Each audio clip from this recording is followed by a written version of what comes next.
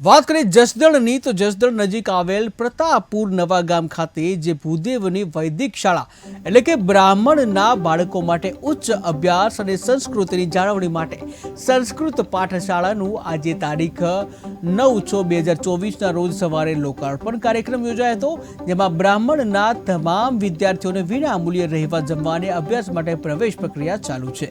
કાર્યક્રમમાં અનેક મહાનુભાવો સહિત મોટી સંખ્યામાં ભૂદેવો ખાસ ઉપસ્થિત રહ્યા, જેને કાર્યક્રમને સફળ બનાવ્યો હતો। ત્યારે કાર્યક્રમ પૂર્ણ થયા પહેલા બ્રહ્મ ભોજનની પણ વ્યવસ્થા કરવામાં આવી હતી।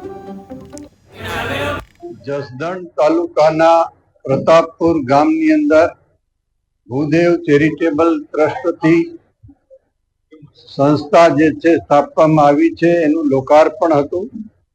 આ પ્રસંગે ઘણા સંતો જે છે ઉપસ્થિત હતા।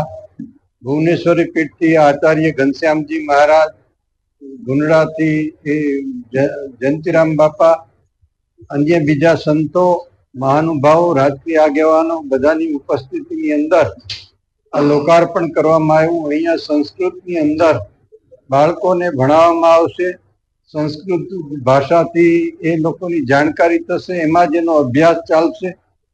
ખરેખર આ સંસ્થા જે છે એ ગૌરવ લેવા જેવી બાબત છે કે એમાં ઉચ્ચ પ્રતિભાશાળી બાળકો તૈયાર થશે, આપણા ધર્મશાસ્ત્રનું પણ એમને જ્ઞાન હશે અને એ સનાતન વૈદિક સંસ્કૃતિનો ધ્વજ લઈને સમગ્ર વિશ્વમાં એ આગળ જતા પ્રચાર કરશે એવી આશા રાખું છું।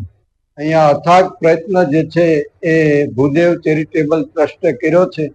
સુંદર મજાના મકાનોની રચના, યજ્ઞશાળાની રચના, ગ્રાઉન્ડ આદિ બનાવવામાં આવ્યું છે।